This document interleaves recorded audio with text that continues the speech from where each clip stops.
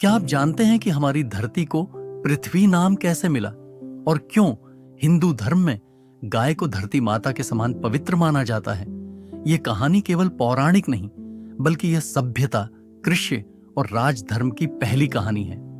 बहुत पहले पृथ्वी पर राजा वैण का राज था। उसके घोर अत्याचारों ने धर्म को नष्ट कर दिया।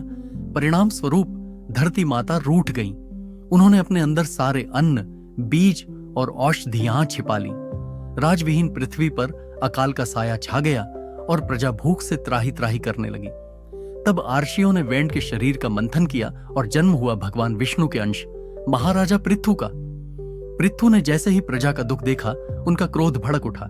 उन्होंने निष्कर्ष निकाला कि यदि पृथ्वी अपने बच्चों को भोजन नहीं देगी तो उन्हें उसे बलपूर्वक दंडित करना होगा। पृथु ने अपना दिव्य धनुष उठाया और पृथ्वी को नष्ट करने के लिए बाण साधा। राजा के क्रोध से भयभीत होकर पृथ्वी देवी तुरंत एक गाय, गौ माता का रूप धारण करके भागने लगी। वह दिशाओं, स्वर्ग और पाताल तक भागी, लेकिन जहां भी गईं, धर्मपरायण पृथु धनुष ताने उनका पीछा करते रहे। हे राजन, आप धर्म के रक्षक हैं, क्या आप गौ हत्या जैसा पाप करेंगे?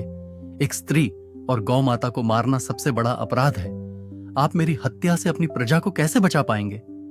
हे पृथ्वी, जब धर्म और प्रजा का कल्याण संकट में हो तो व्यक्तिगत पाप का विचार गौण हो जाता है। तुम अपनी प्रजा को भूख से मार रही हो, यह सबसे बड़ा पाप है।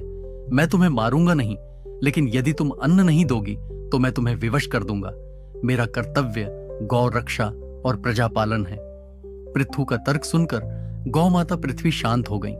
उन्होंने कहा कि वह अन्न रूपी दूध देंगी, बशर्ते उन्हें एक योग्य बछड़ा मिले। तब पृथु ने स्वयंभू मनु को बछड़ा बनाया और अपने हाथों से गौ रूपी पृथ्वी का दोहन किया। इस दोहन से पृथ्वी से अनाज, फल, औषधियां यानी जीवन की सभी आवश्यकताएं दूध के रूप में बह निकली। यह प्रतीकात्मक घटना कृषि और सभ्यता के उदय की शुरुआत थी। पृथु ने पहाड़ों को समतल किया ताकि नदियों का पानी पूरे मैदान में फैल सके। राजा पृथु ने अपनी प्रजा को जीवन दान दिया और गौ माता रूपी पृथ्वी को अपनी पुत्री के रूप में स्वीकार किया। उन्हीं के नाम पर इस धरती का नाम पृथ्वी पड़ा।